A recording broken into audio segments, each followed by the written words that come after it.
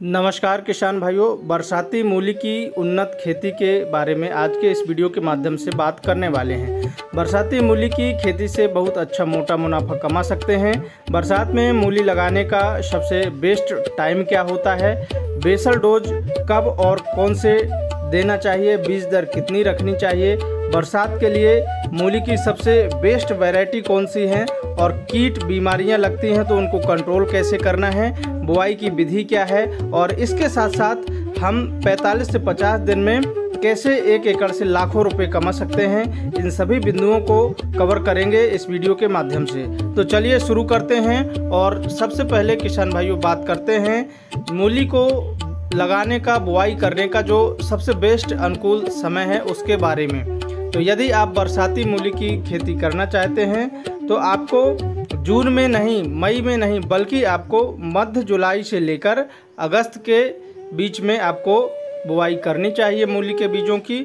और अगस्त का जो फर्स्ट वीक है उस समय यदि आप बुआई करते हैं तो सबसे बेस्ट रिजल्ट मिलते हैं। और आपको बुआई करते समय एक बात का विशेष ध्यान रखना चाहिए कि ऐसे खेत का चुनाव करें जहां पर पानी नहीं भरता हो और बेड विधि से आपको खेती करना चाहिए बारिश के सीज़न में, क्योंकि यदि आप फ्लैट विधि से करेंगे और यदि बारिश का पानी भर गया तो आपकी जो मूली है वो पूरी खराब हो सकती है किसान भाइयों, बीजों का जो अंकुरण है वो नहीं होगा।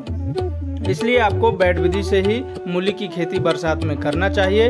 और बेड विधि से करने से एक और फ़ायदा है, क्योंकि मूली की जो जड़ें हैं वो नीचे गहराई तक जाती हैं, तो इससे हमारा जो प्रोडक्शन है वो भी बहुत अच्छा देखने को मिलता है।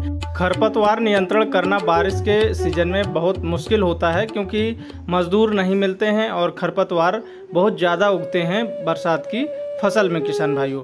तो इसके लिए आपको सबसे पहले क्या करना है कि यदि आपके पास मज़दूर नहीं है और नहीं कर पा रहे हैं कंट्रोल, तो कम उगे, तो इसके लिए आपको बुआई करते समय बुआई से 48 घंटे के अंदर, मतलब प्री इमरजेंस हर्बिसाइड के रूप में आपको पेंडिमेथिलिन 30% EC 800 ml प्रति एकड़ 200 लीटर पानी में घोलकर स्प्रे कर देना चाहिए। तो इससे खरपतवार उगेंगे ही नहीं किसान भाइयों। इसके बाद बात करते हैं सबसे बेस्ट उत्पादन देने वाली बरसात के सीज़न में मूली की वैरायटियों की।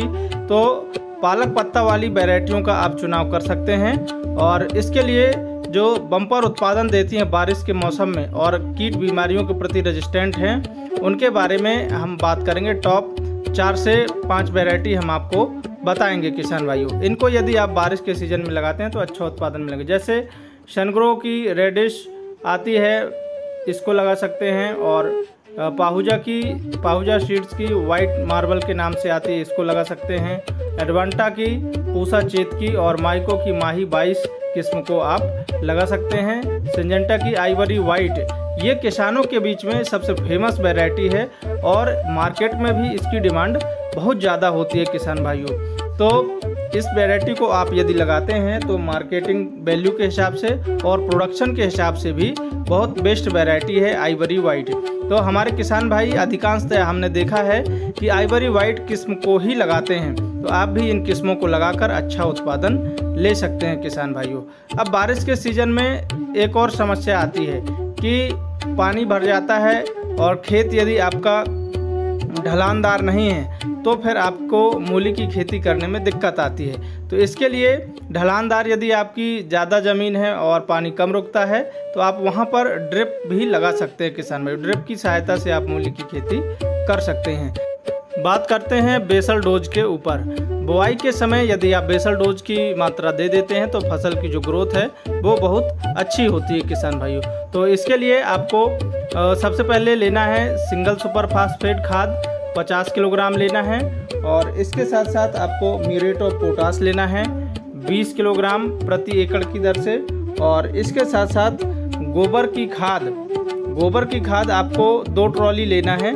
अब हमारे कुछ किसान भाई गोबर की खाद बरसात में डालने से डरते हैं कि गोबर की खाद डाल देंगे तो बीमारियां ज़्यादा आती हैं फसल में। तो यदि बीमारियां ज़्यादा आती हैं तो उसके लिए आपको क्या करना है कि गोबर की खाद जब डालें तो मई का जो महीना है उस समय आपको तेज़ धूप होती है, आपको गोबर की खाद डाल के गहरी जुताई कर देनी है और मिला देनी है। और इस तरीके से आप दे सकते हैं, या फिर उस समय दे रहे हैं कीट बीमारियां आ रही हैं तो बरटाकू 3 किलोग्राम या फर्टेरा 3 किलोग्राम, इन सभी को मिलाकर आप प्रति एकड़ की दर से प्रयोग कर देंगे तो कीट बीमारियों की समस्या नहीं आती है किसान भाइयों। बात करते हैं बीज दर की, तो 1 एकड़ में 1.5 से 2 किलोग्राम बीजों की ज़रूरत पड़ती है। और यदि आप हाइब्रिड सीड्स लगाते हैं, जो हमने आपको वैरायटी बताई हैं, तो उनमें आपको बीज उपचार करने की ज़रूरत नहीं पड़ती है। और यदि आप घर का बीज बोते हैं तो उसका अंकुरण भी कम होता है और आपका उत्पादन कम मिलता है। तो हम तो आपको यही सलाह देंगे कि आप हाइब्रिड बीजों का चुनाव करें, क्योंकि देसी घरेलू बीज यदि आप बोते हैं तो कई बार क्या होता है कि अंकुरण ही नहीं होता है और जर्मिनेशन ना होने के कारण हमारा पूरा खाद दवाइयों का जो खर्चा है, जुताई का जो खर्चा है, वो बर्बाद हो जाता है। तो इसलिए आप हाइब्रिड बीजों का चुनाव करें और इस तरह से आप बुआई करें। किसान भाइयों, यदि आप मूली की खेती बारिश के मौसम में कर रहे हैं तो कीट बीमारियों की समस्या बहुत ज़्यादा देखने को मिलती है, क्योंकि बारिश के मौसम में जो इंसेक्ट पेस्ट का इन्फेस्टेंस है, प्रकोप है, वो ज़्यादा होता है। तो प्रमुख रूप से कौन कौन सी बीमारियां आती हैं वो जानते हैं, उसके बाद स्प्रे शेड्यूल के बारे में जानेंगे किसान भाइयों।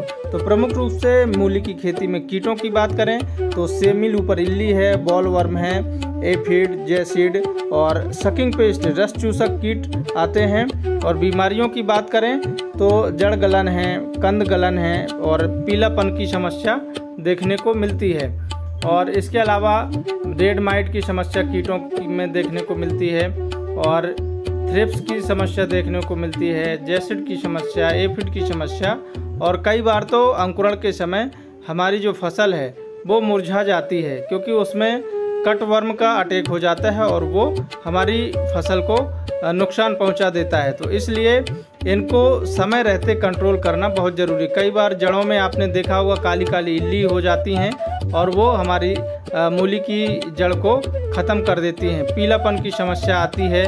तो इन सभी कीट एवं बीमारियों को समय रहते आपको कंट्रोल करना बहुत ज़रूरी है किसान भाइयों। तो इसके लिए आपको जो स्प्रे शेड्यूल हम बताने वाले हैं उनका आपको सही समय पर सही डोज देना बहुत ज़रूरी है किसान भाइयों।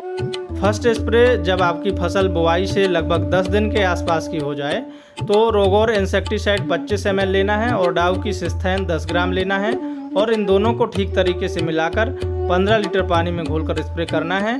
और स्प्रे करते समय आपको सिलिकॉन चिप को मिलाकर स्प्रे करना चाहिए, जिससे हमारी दवाई पत्तियों पर ठीक तरीके से चिपक जाए और उसका जो असर है वो सही तरीके से फसल में दिखे किसान भाइयों।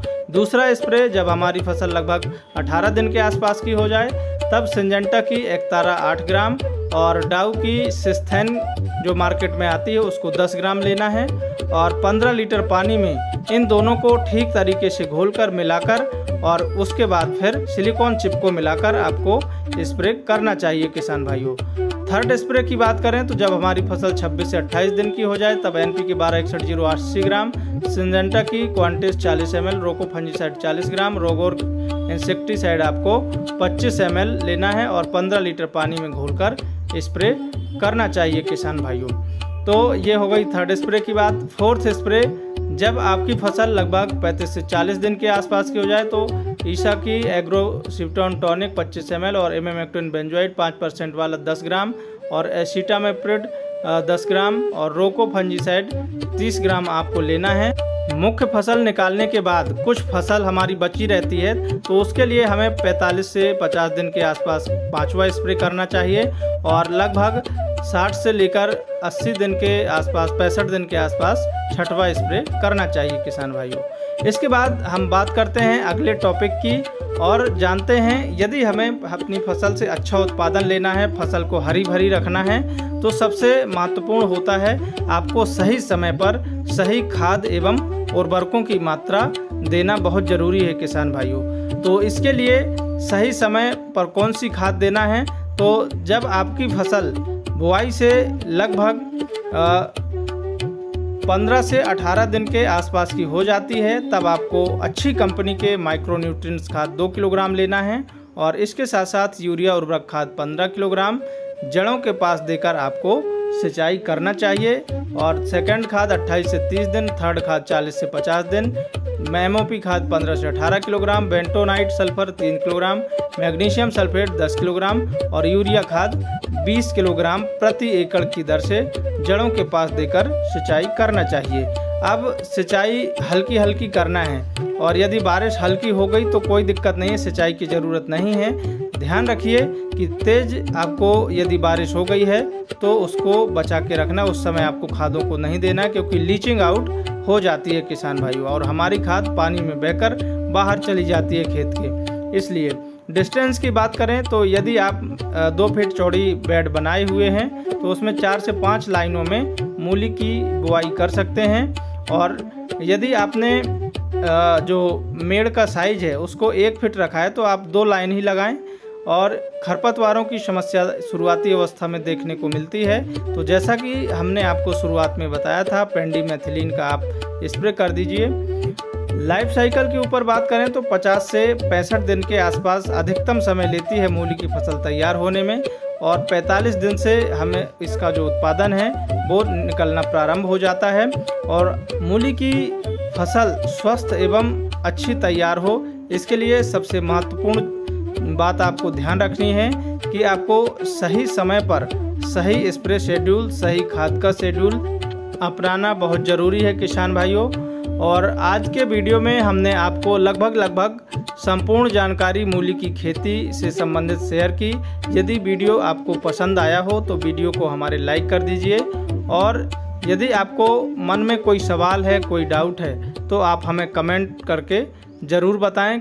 और आपके क्षेत्र में कौन सी वैरायटी अच्छा उत्पादन दे रही है उसका भी हमें कमेंट बॉक्स में कमेंट करके बताएं, क्योंकि अन्य किसान भाइयों को मदद मिलती है, हेल्प मिलती है, और हमारे अन्य किसान भाई भी जागरूक होते हैं किसान भाइयों। तो आज के वीडियो में बस इतना ही, मिलते हैं एक और नए वीडियो में नई जानकारी के साथ। तब तक के लिए सभी किसान भाइयों को जय जवान, जय किसान, जय विज्ञान, जय श्री राम।